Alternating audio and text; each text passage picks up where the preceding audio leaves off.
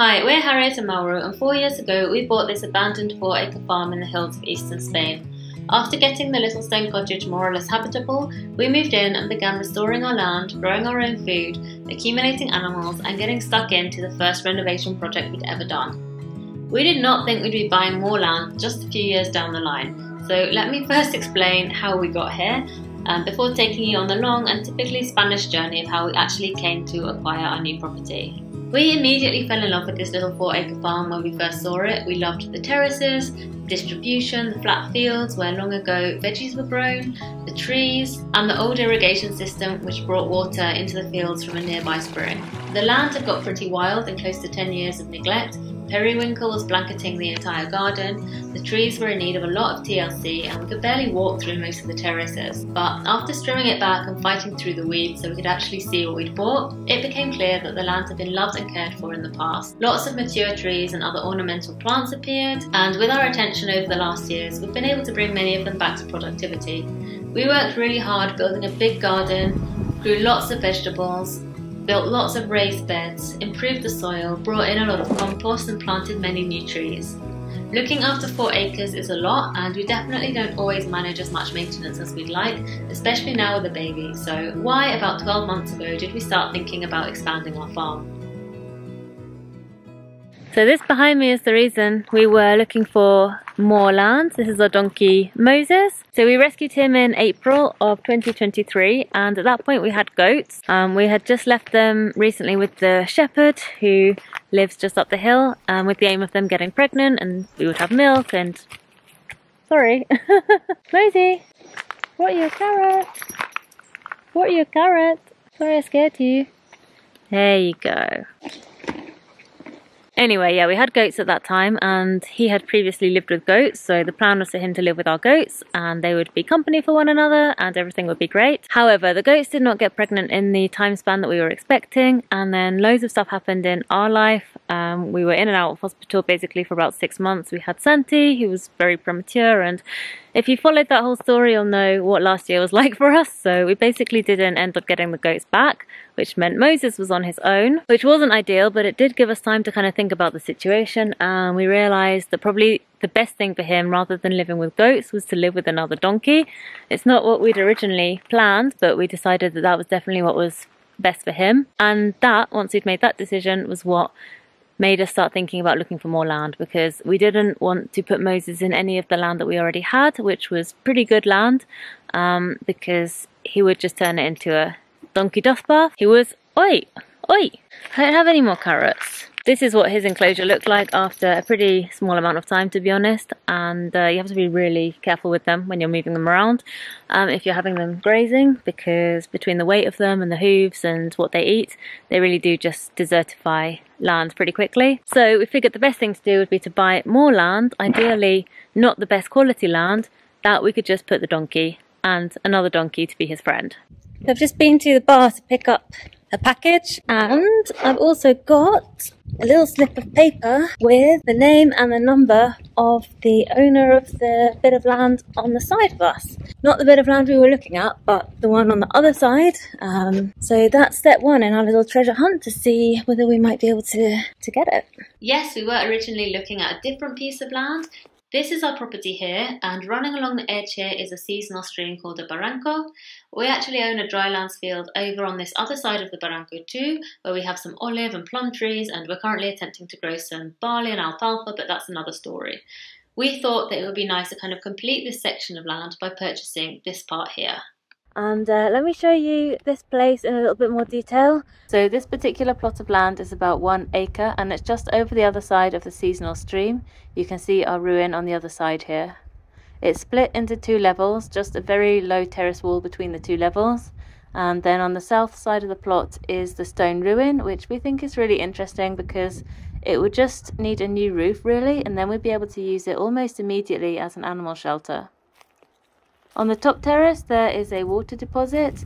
Maybe it was originally designed to collect rainwater, or maybe from the roof of the building, I'm not sure. But right now it's dry and it never fills. But you can see how it's connected to the old channels, which would have directed the water out of the deposit and into the fields.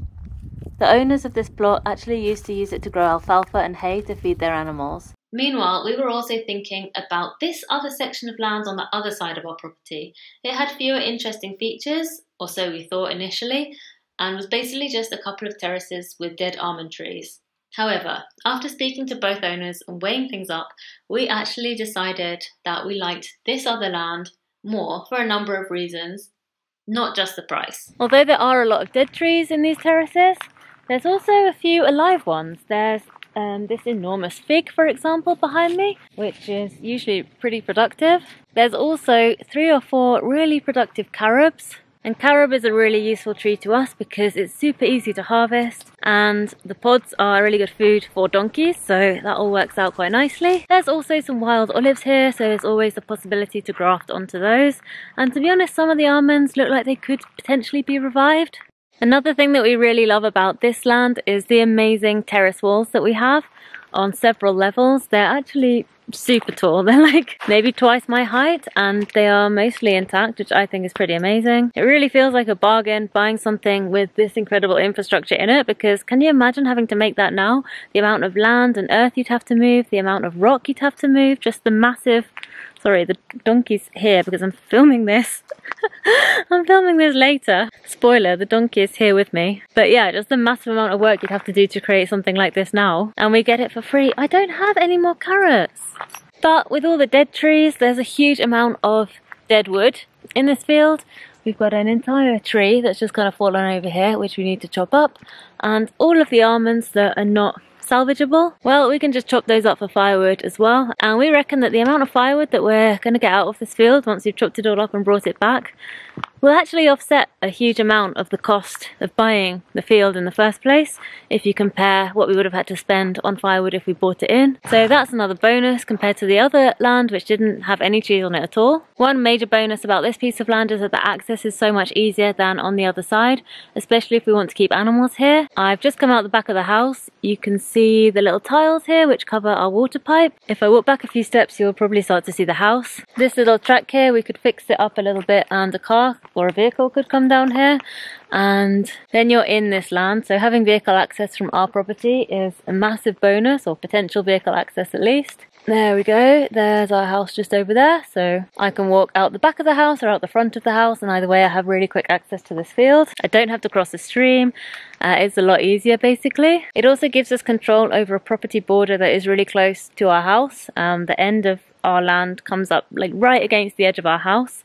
So that's always an issue potentially for things like fire risk and making sure that everything is kept clean and clear around the borders of your land. If you don't own the land directly next to your house, you don't really have a choice about that, about whether it's kept clear or what it's used for or how it's managed. So it just feels like it would be nice to have a little bit more control over that area right outside the house. This property also includes a little section of monte, which is basically just like unmanaged scrub land, usually up like the side of a hill.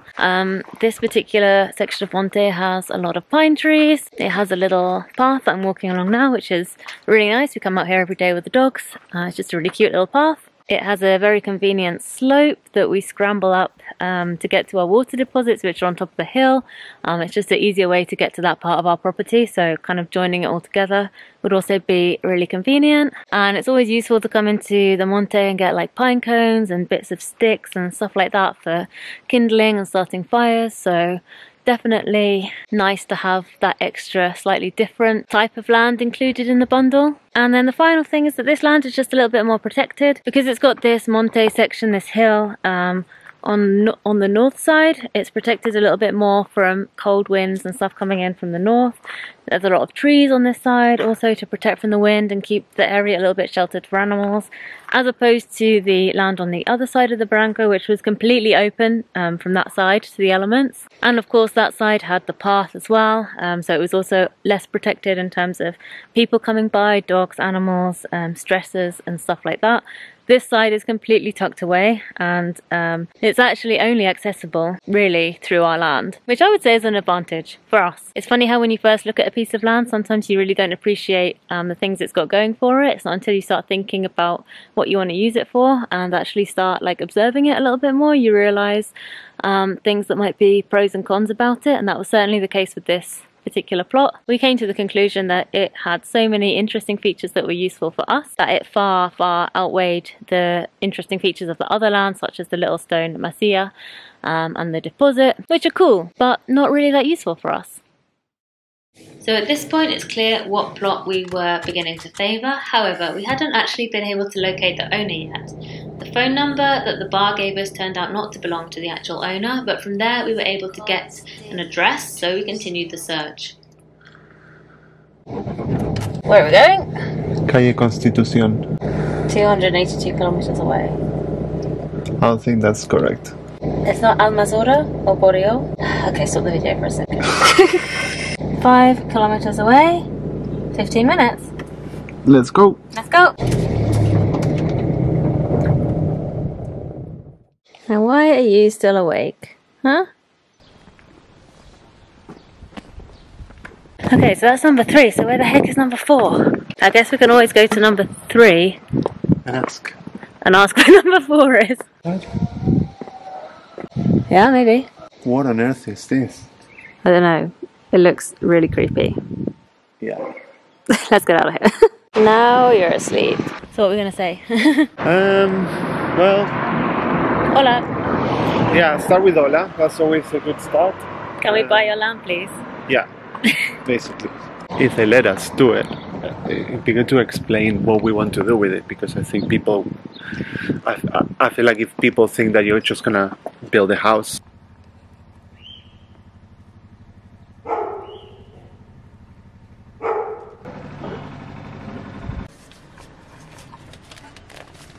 Think that's gonna work? Do you have a better idea? Well, there's a letterbox. The dog might eat it. So the guy who we left a note for did call us in the end that same evening, and he is willing to sell. He is interested in selling, and he wanted us to make him an offer. So what we're doing now is just going on the Catastro website and double checking the size of the land, because I can't quite remember exactly what it is. So here we are consulting what I just mentioned, the Catastro, which is basically a land registry. It's free to consult online, and it just shows you the plots that are on record with the size and the usage, and each plot has a reference. This isn't the first time we'd looked at these records, obviously, but we just wanted to confirm at this point how many square meters this land is. This is not our plot, by the way, it's just some random plot in another town for demonstration purposes.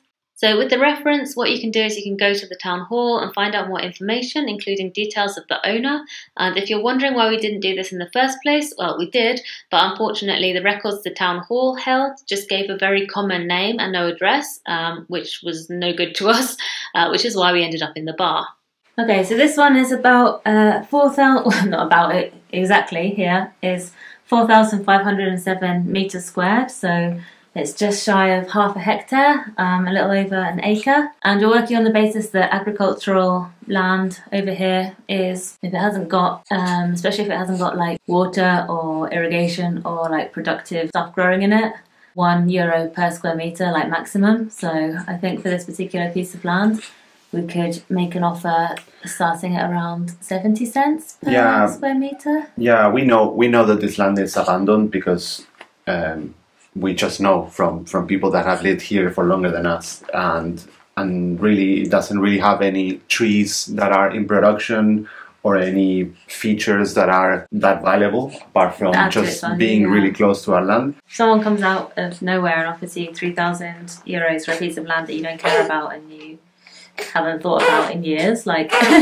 yeah, 3,000 landing from the sky is not bad. Yeah, I think that makes sense in our minds. But I don't think that's necessarily the mentality of people that own potentially a lot of land around here. A lot of people are just, I don't need those 3,000.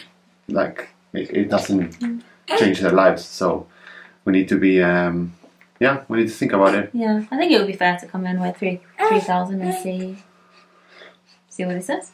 Yeah. So as we were discussing, we went in with an initial offer on this plot, which we thought was fair, all things considered. We knew this land had little value to anyone other than its current owner and to us, so we didn't want to overpay, but we also didn't want to lead with an insultingly low offer. After discussing with other people in the area, we went in with an offer of around 70 cents per square metre, And I don't think Mauro and the owner really came to any kind of agreement in this initial call. There was a bit of back and forth over the subsequent weeks. We did eventually end up settling on a price of €3,000 in the end, which we were quite happy with, especially since by this point we really didn't want to have to reconsider the other land on the other side of the stream. So we did really hope this piece of land would work out, and thankfully it did. Once the price was finally agreed, there were in fact several more legal issues to work out before we could complete the sale, because the registry had been quite out of date. I can't even remember what some of those issues were now, but they dragged on for literally months.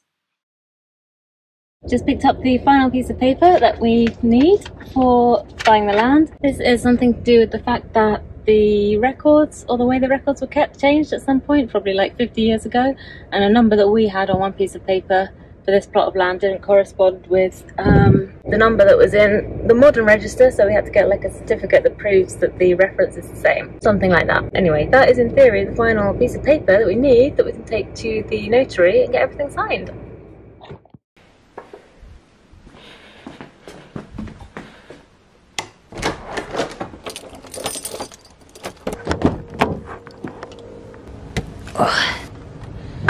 It didn't happen.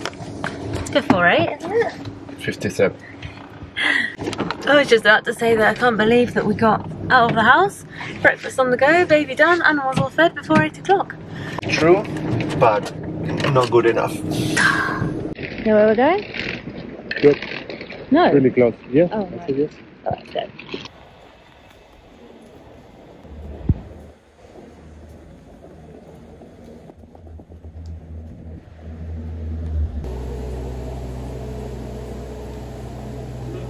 Y hay un refugio en Atzaleta, pero yendo hacia Chodos. Sí, sí. Y ahí fuimos un poco. No, es que limpian mucho, ¿eh? No hace... Pues viene y dices, a ver si me podéis sacar una copia.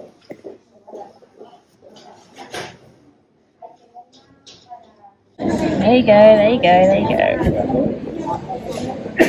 ¿Te llevaría? Alright, what do you think's in it?